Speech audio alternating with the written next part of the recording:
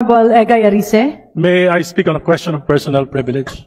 what is the nature of the personal collective privilege Well, of it's the Honorable? about criticisms that I'm getting from my constituents regarding this flood control projects and anomalies.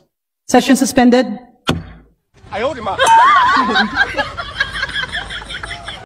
Suspended agad kasi sigurado sila na titirahin sila ni Irise, no? Kasi hindi ako naniniwala na yung mga congressman dyan, no, hindi ako naniniwala na wala silang ginawa eh. Kukunti lang yung mga siguro masasabi nating matitino dyan. Halos lahat yan.